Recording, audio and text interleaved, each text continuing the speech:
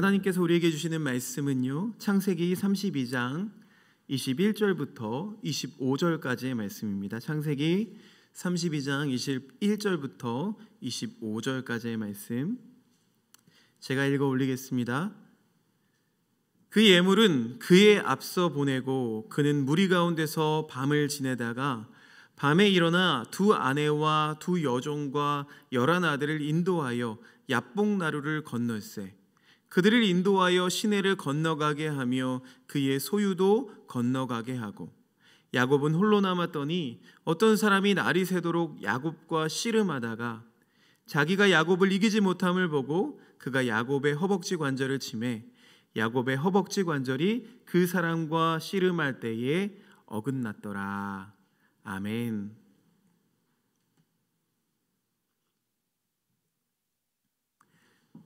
우리 옆 사람과 함께 인사했으면 좋겠습니다. 새해 복 많이 받으세요. 인사했으면 좋겠습니다. 네. 우리나라는 참 좋은 전통이 하나가 있습니다. 그 중에 하나를 꼽자면 단연코 새해가 2번 있다는 것. 새해 복 많이 받으세요라는 인사를 2번 할 수 있는 게 참 기쁨이 되고 참 우리에게 위로가 되는 것 같습니다. 왜냐하면 새해 처음 시작한 지 얼마 안 됐는데 우리의 결단과 어떤 우리의 생각들이 많이 흐트러지는 것을 발견하게 되는데, 또 한 번 새해를 허락해 주셔서 다시 한번 마음을 가다듬고 다시 한번 결단하게 하시니 참 감사합니다. 자, 오늘은요, 창세기 32장 말씀을 가지고 야곱의 밤이라는 제목으로 함께 말씀을 나누기를 원합니다. 누구에게나 다 밤이 있습니다. 우리가 어떤 물리적으로 또 밤이 있기도 하지만 특히 기독교 고전 가운데서도 밤을 주제로 한 책들이 몇 권 있는데요, 그 중에서 중세의 수도사 중에서 성 요한이라는 분이 십자가의 성 요한이라고 부르기도 하는데, 이분이 쓴 책 중에 영혼의 어두운 밤이라는 책이 있습니다. 영혼의 어두운 밤. 이분이 수도사이기도 하지만 또 영성에 굉장히 관심이 많은 분이었대요. 그래서 하나님과 나와의 관계에 대해서 고민이 많았던 분이셨어요. 이 영혼의 어두운 밤이라는 책을 보면은요, 앞부분은 주로 시로 되어 있습니다. 시. 아가서나 시편이나 이런 것과 같이 시로 하나님을 고백하고요, 그 시에 대한 해설서가 뒤에 쓰여져 있습니다. 지금 우리 세대가 읽기에는 조금 어렵습니다. 그런데 옛날 사람과 지금 현대인들의 어떤 생각하는 방식에 많이 차이가 나서 그런 것 같아요. 근데 이분이 카톨릭 교회의 수도사임에도 불구하고 이 교회의 개혁이 필요하다, 교회에는 좀 개혁이 필요하다, 이걸 강조하신 분이었어요. 그래서 교회가 지금 이 모습처럼 나가면 안 되겠다. 그래서 교회를 개혁하고 어떤 교회에서 교회가 세상의 의무를 어떤 다하고 그렇게 진보적인 성향이다 보니까 주변의 사람들과 충돌을 참 많이 했습니다. 당시 기득권을 가지고 있던 무리들이 이분을 굉장히 경계했고, 그래서 어느 날 이 사람이 동료 수도사들에 의해서 납치를 당하게 됩니다. 납치를 당했어요. 그래서 눈을 가리고 피렌체 산맥을 넘어서 톨레도라는 수도원에 갇히게 됩니다. 어디에 갇혔냐면 수도원 맨 꼭대기 다락방에 갇히게 되었어요. 그러니까 말이 다락방이지 실상은 감옥과 같습니다. 빛이 들어오지 않아요. 얼마나 어둡고 캄캄한지 성경책을 읽고 싶은데도 책을 읽을 수가 없어서 천장에 구멍 하나가 뚫려 있는데 그 작은 구멍에 내려오는 빛을 의지해서 책을 읽어야만 했습니다. 그리고 그 감옥이 한 평 남짓밖에 되지 않았대요. 겨우 몸을 이렇게 가누지도 제대로 못할 정도로 잘 때도 그래서 웅크러져야 됐고, 옷도 갈아입지를 못하고, 음식을 제대로 먹지도 못하고, 먹을 물도 충분히 주지 않는 그런 상황 속에서 무려 9개월을 보내야만 했대요. 자, 이런 것보다 다 이런 어떤 환경들과 상황들보다 이 성 요한 수도사가 가장 이해가 안 됐던 부분이, 어째서 나와 같은 수도사들이 나를 이렇게 가둬두는가 하는 거였어요. 우리가 다 하나님을 믿는다는 사람들인데 내가 주장하는 것이 그래서 틀렸던 것일까? 그래서 벌을 주시는 것일까? 아니면 내가 옳은 일을 하는데도 하나님이 왜 이렇게 나를 그냥 버려두실까? 9개월 동안 하나님이 나를 이렇게 버려두실까? 이런 고민들이 있었다는 거예요. 그렇게 9개월 동안 그곳에서 보내다가 하루는 창문을 이렇게 흔들어 봤더니요, 낡은 경첩이 떨어져 나가면서 결국에는 좁은 창문으로 탈출을 감행하게 됩니다. 그리고 이 9개월 동안 있었던 그 어두운 구석에서 말씀을 읽으면서 지냈던 그때의 고민과 영성을 글로 표현한 작품이 바로 이 영혼의 어두운 밤이라는 책입니다. 지금도 이 책은요, 기독교 고전이 돼서 지금에도 영향을 끼치고 신학자들에게 연구가 되고 있습니다. 누구에게나 이런 인생의 밤이 있습니다. 어두운 밤이 있어요. 좋은 밤도 있고 슬픈 밤도 있고 우리를 잠 못 들게 하는 그런 밤도 분명히 있습니다. 그런데 오늘 말씀 속에서도요, 밤이 나옵니다. 잘 알고 계시는 말씀이겠지만 이 야복 강가에서 이 야곱이 두려움에 떨면서 강을 건너가기 직전의 이야기입니다. 그런데 이 성경 말씀을 잘 보니까 그 밤이요, 이 야곱이 경험했던 밤이 하나가 아니라 두 종류의 밤이 있다는 것을 우리가 볼 수가 있습니다. 그게 이틀 밤인지 사흘 밤인지 나흘 밤인지는 정확히 알 수 없지만 두 종류의 밤이 야곱에게 있었다는 것은 분명한 것 같아요. 자, 오늘은요, 이 야곱이 겪었던 이 두 종류의 밤의 이야기를 통해서 하나님이 우리에게 말씀하시는 그 밤, 그 메시지를 함께 들으실 수 있기를 바랍니다. 자, 두 종류의 밤이 있다고 말씀드렸어요. 그 첫 번째는 어떤 밤이었냐면 염려의 밤이었습니다. 염려의 밤. 32장 13절 말씀 보니까요, 야곱이 거기서 밤을 지냈대요. 그러니까 야복강을 건너기 전에 밤을 지냈는데, 강을 건너기 전에 첫 번째 종류의 밤은 무엇이었냐? 걱정과 염려의 밤이었다는 거죠. 여러분 생각해 보세요. 야곱이 어떤 상태입니까? 야곱이 집을 떠나서 도망쳐 나와서 그래도 야곱이 10수년이 지나서 자수성가를 했어요. 그렇죠? 자녀들도 종도 또 자기가 가지고 있는 재산도 많이 생겨서 자수성가해서 다시 금이 환영하고 있는데요. 갈 때는 홀홀단신으로 갔지만 돌아올 때는 많은 자녀들과 가축들과 종들을 거느리면서 성공한 모습으로 돌아오고 있었습니다.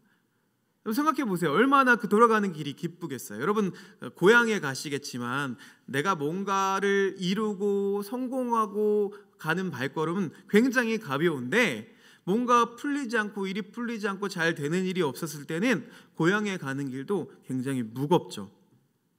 그런데에도 불구하고 야곱이 얼마나 그 마음속에 두려움과 걱정으로 불안해하는지 몰라요. 자, 오늘 말씀 32장 말씀을 다 읽진 않았지만 32장의 1절 2절 말씀 보면요, 이런 말씀이 나와요. 32장 1절 2절 말씀 함께 읽어보겠습니다. 시작.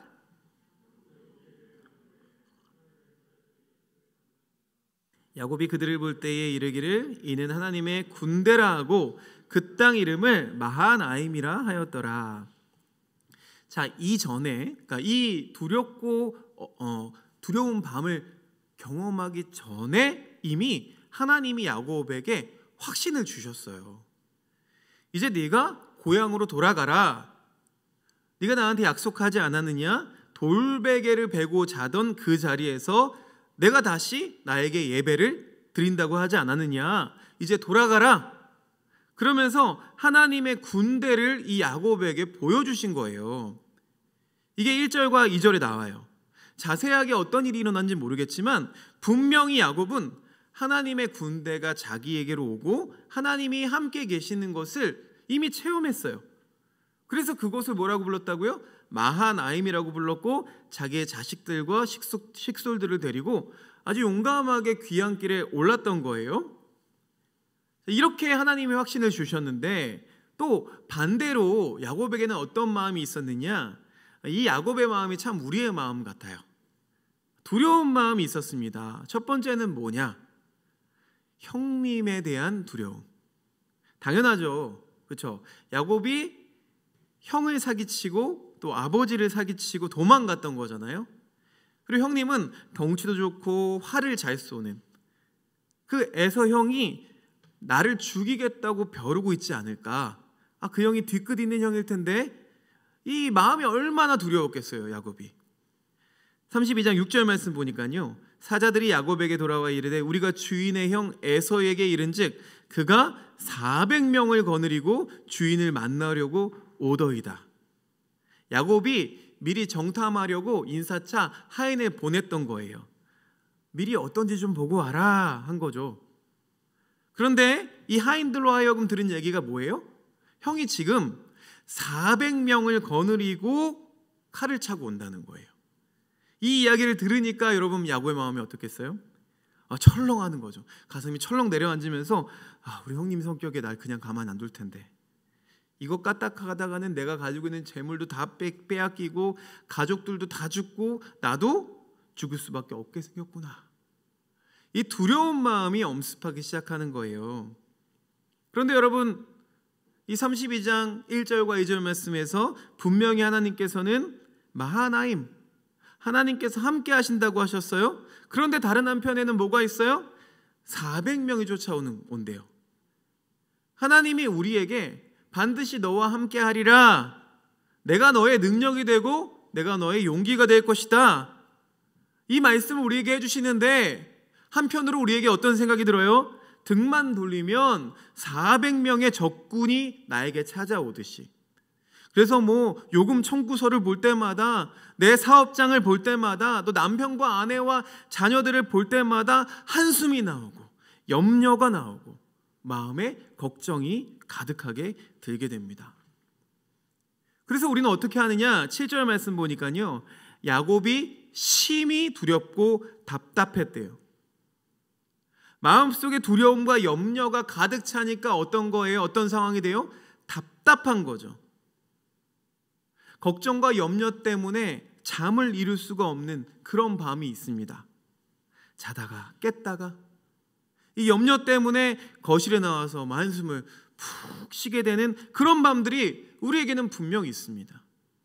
자, 이렇게 염려와 근심에 빠진 사람들이 그럼 어떤 행동을 보일까요? 공통적으로 하는 게 그럴듯한 방법과 수단을 내 선에서 행하게 됩니다. 20절 말씀 보니까 이렇게 나와요. 내가 내 앞에 보내는 예물로 형의 감정을 푼 후에 대면하면 형이 혹시 나를 받아주리라 함이었더라. 뭐예요? 야곱이 먼저 자기 재산을 나누는 거예요. 자기 재산의 그룹을 나눠서 형에게 한 그룹씩 갖다 주는 거예요. 야곱이 얼마나 머리가 비상한 사람이었습니까? 그렇게 한 그룹씩 다 보내지도 않아요. 하나씩 주면서 첫 번째부터 마음에 들지 않아서 만약에 죽이거나 공격하러 오면은요, 그래도 많은 것들이 남게 되잖아요. 그거 가지고 도망가면. 그런데 한 그룹씩 갖다 주면은 에서의 마음이 서서히 열릴 수도 있겠다라고 생각한 거예요. 선물을 하나씩 주다 보면은요, 나중에 용서할 수 있지 않을까라는 생각을 했다는 거예요. 여러분, 이 생각이 어떤 생각입니까? 한마디로 돈으로 사람의 마음을 사려고 한 거죠. 자, 이렇게 함에도 불구하고 염려와 근심이 끝이 없습니다. 여러분, 염려와 근심은 끊임없이 자기 생산을 해요. 점점 더 큰 염려와 더 큰 근심들을 만들어냅니다.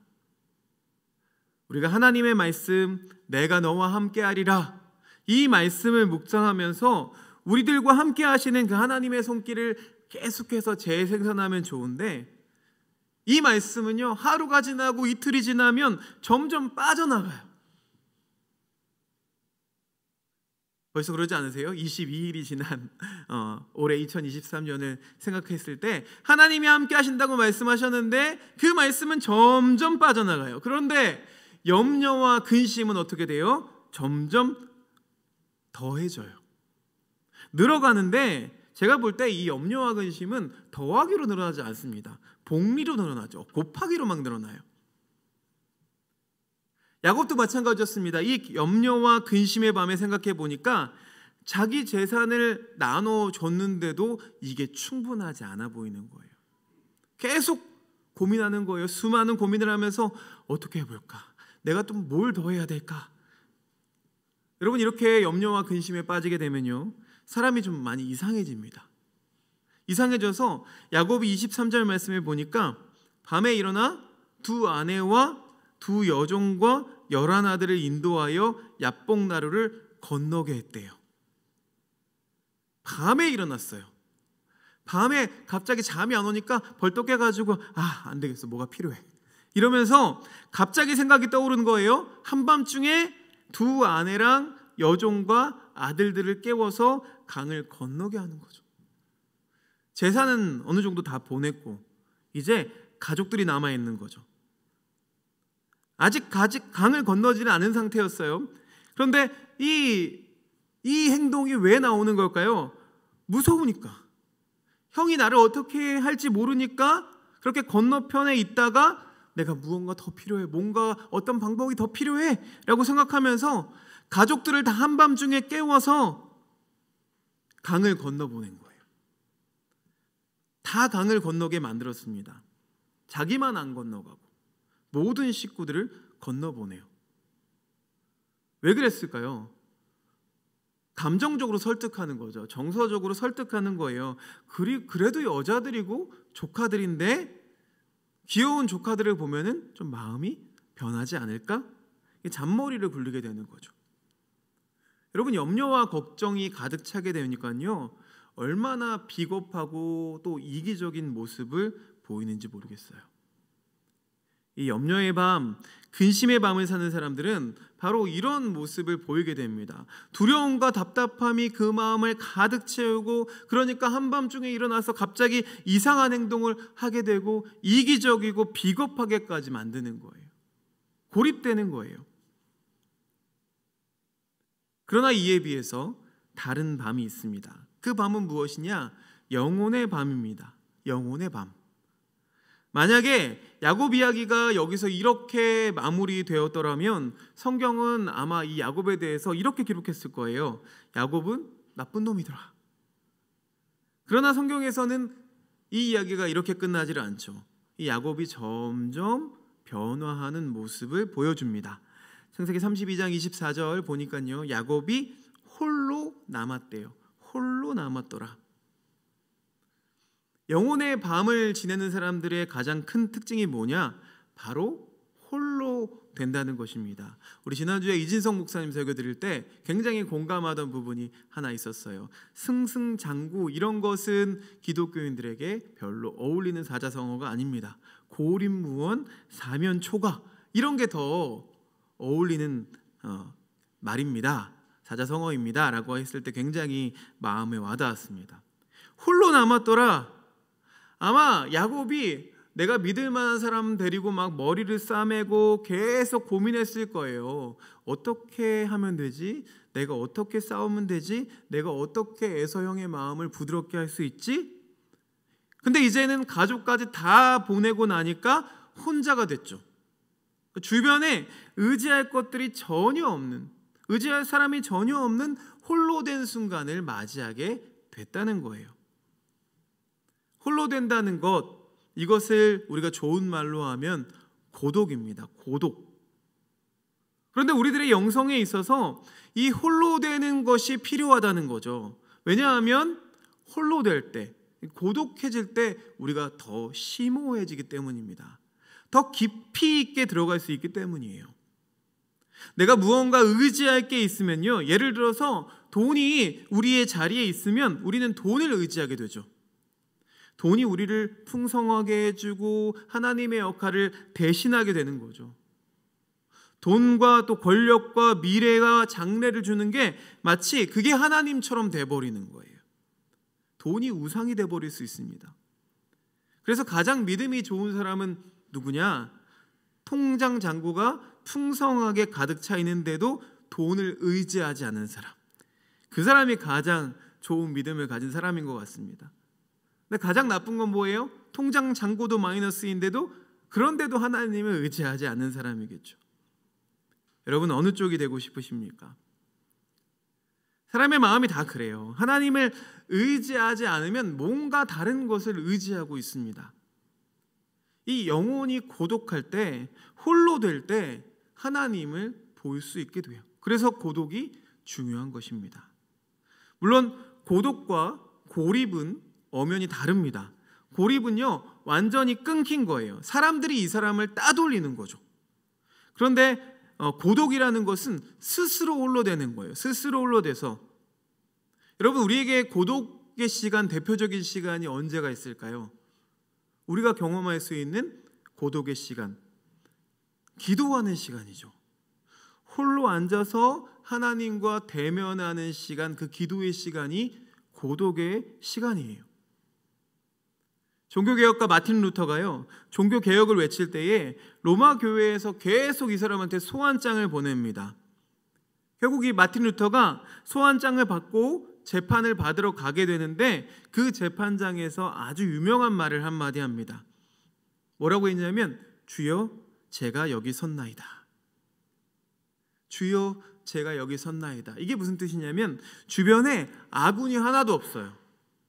자기를 죽이려고 하는 적군들이 가득한데 그곳에 내가 홀로 섰나이다. 이게 바로 고독한 사람의 모습이죠. 여러분, 예수님은 어떠셨습니까? 자주 이 고독의 시간을 가지셨습니다. 주님의 일을 하고 사역을 다 마치시고는 홀로 조용한 곳으로 가셔서 기도하셨어요. 낮에 많은 사람들을 먹이시고 또 밤에 홀로 가셔서 기도하시는 장면이 이 성경에는 굉장히 많이 등장을 합니다. 우리가 예수님의 모습을 따라서 우리는 고독해져야 돼요. 고립은 되지 말고 고독해져야 합니다. 고독한 시간에 나에게 찾아오시는 하나님을 느낄 수 있어야 돼요. 야곱이 그 고독한 시간을 보내면서 이제 하나님의 손길을 기다리고 있는 거예요. 홀로 남아서 야곱이 이제 어떤 사람과 씨름을 하는데 그 사람에게 나를 축복해달라고 해요. 뭐 더 많은 부자가 되고 싶어서 이렇게 얘기한 게 아닙니다.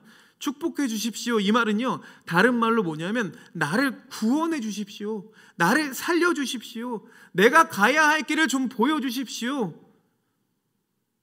이런 기도였다는 거예요. 24절 말씀 보니까요, 야곱은 홀로 남았더니 어떤 사람이 날이 새도록 야곱과 씨름했대요. 자, 뒤에 나오지만 그 사람의 정체가 무엇이었습니까?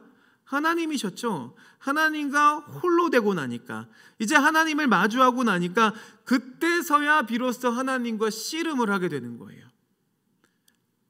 하나님의 바지가랑이를 붙잡고, 하나님 왜 나에게 이런 어려움들이 있습니까? 하나님 나를 살려주신다고 했는데 왜 형이 칼을 차고 쫓아옵니까? 하나님 나를 살려주십시오. 하나님 나를 구해주십시오. 이렇게 잠 못 드는 밤에 밤을 새면서 홀로 있으면서 그 삿발을 붙잡고 바지가랑이를 붙잡고 씨름하는 거예요. 여러분, 여러분에게도 하나님과 씨름하는 신앙이 있으시기를 바랍니다. 하나님과 씨름을 해야 돼요. 성경 곳곳에는 하나님과 씨름하는 사람들이 나와요. 시편 13편 말씀 보니까요, 시편 13편 1절부터 3절 말씀 함께 읽어보겠습니다. 시작. 여호와여, 어느 때까지니까?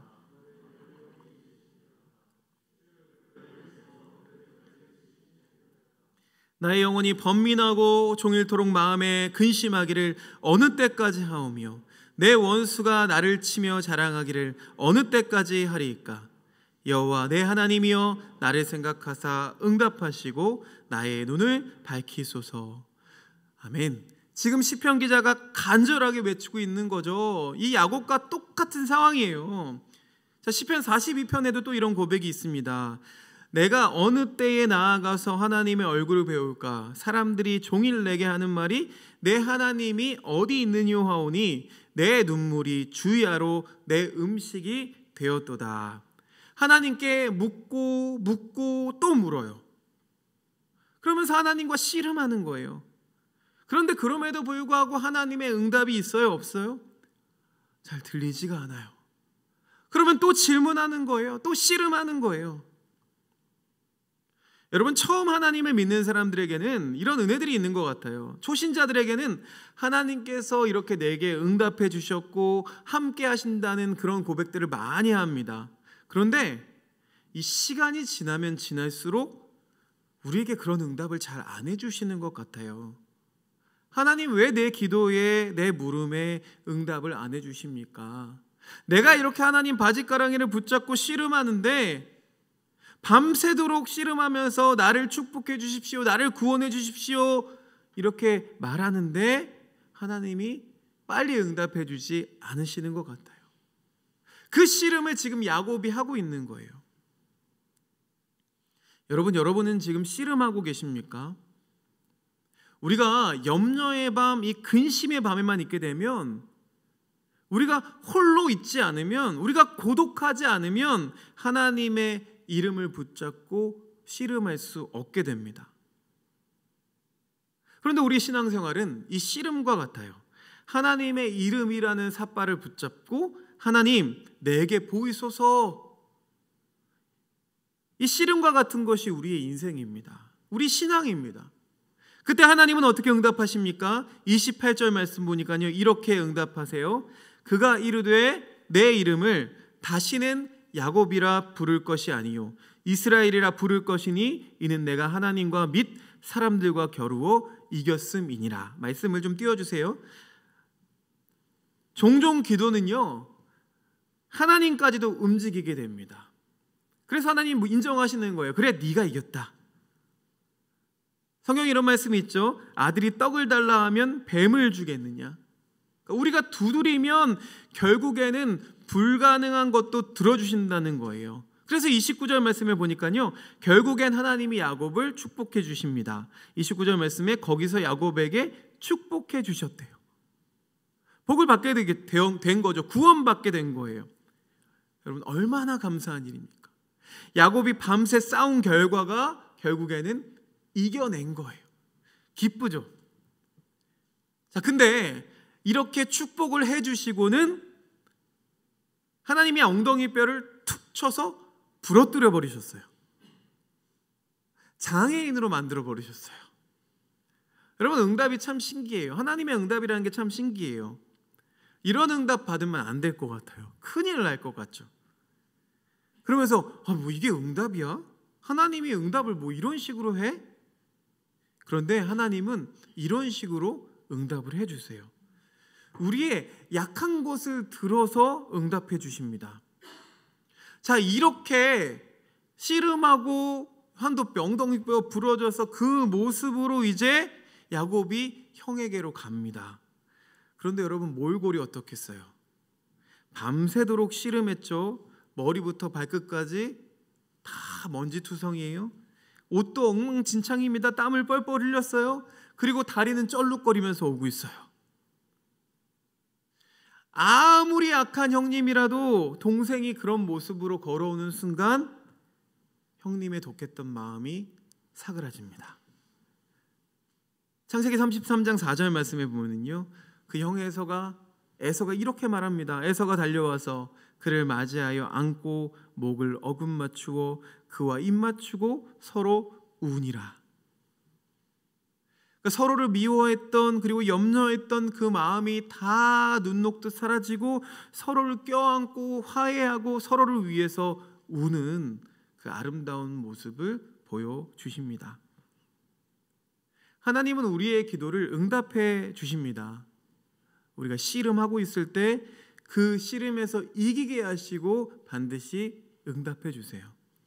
그런데 그 응답이 우리 예상과는 좀 다른 거예요. 엉치뼈를 어긋나게 하셔가지고 장애인을 만들어 버리셨어요. 하나님, 어떻게 나에게 이러실 수 있습니까? 할 수 있지만 바로 그 모습 때문에 이 기도가 이루어지게 됐다는 거죠. 우리의 연약함까지도, 우리의 나약함까지도 하나님의 계산 안에서 다 들어가 있는 줄로 믿습니다. 결론을 맺겠습니다. 우리 인생에는 두 종류의 밤이 있습니다. 하나는 염려하고 근심하는 밤이요, 또 하나는 영혼의 밤입니다. 염려에 빠진 사람들은 잠을 잘 이루지 못하고 근심합니다. 그리고 이 염려와 걱정이 내 뼈를 삭게 하고 또 헤매이게 합니다. 그리고 인간이 동원할 수 있는 모든 방법과 상식들을 가지고 그것을 막 이기려고 노력합니다. 그러나 이에 비해서 영혼의 밤, 기도의 밤을 보내는 사람들은 하나님을 마주합니다. 영혼의 고독함, 아무도 내 이야기를 들어주지 않는 그 고독함 속에서 오직 하나님만을 바라보고 하나님을 붙들고 이 기도의 씨름을 합니다. 존재의 씨름을 합니다. 하나님 응답해 주실 때까지 그 손을 놓지 않고 나를 구원해 달라고 기도를 합니다. 그리고 이런 사람들에게는 하나님이 반드시 축복을 해 주십니다. 여러분은 지금 어떠한 밤에 있는지 모르겠습니다. 바라기는 이 염려와 근심의 밤이 아닌 영혼의 밤, 그 밤에 하나님을 만나고 하나님을 대면하여서 씨름하는 영성이 저와 여러분의 삶에 있기를 간절히 축원합니다. 함께 기도드리겠습니다. 사랑의 하나님 감사합니다. 하나님 오늘도 우리에게 말씀 주셔서 다시 한번 영혼의 밤을 생각해 볼 수 있도록 인도해 주시니 감사합니다. 우리 모두에게는 밤이 있습니다. 두 종류의 밤이 있지만 바라고 원하기는 주여 우리가 근심의 밤, 염려의 밤이 아닌 영혼의 밤으로 들어가기를 원합니다. 제사장이 지성소를 향해 들어가듯 하나님 우리가 그 지성소에서 주님과 마주하기를 원합니다. 주님을 붙잡고 그 바짓가랑이를 붙잡고 씨름하는 영성으로 살아가기를 원합니다. 하나님 그 영성으로 살아갈 때에 반드시 하나님의 방법으로 하나님의 뜻으로 우리의 모든 기도에 응답해 주실 줄로 믿습니다. 우리의 나약함과 연약함도 들어서 사용하시는 아버지 하나님 뜻에 맡기며 우리의 인생을 주님 앞에 드리는 삶을 살아갈 수 있도록 주여 인도해 주시옵소서. 예수 그리스도의 이름으로 기도드렸사옵나이다. 아멘. 우리 이 시간에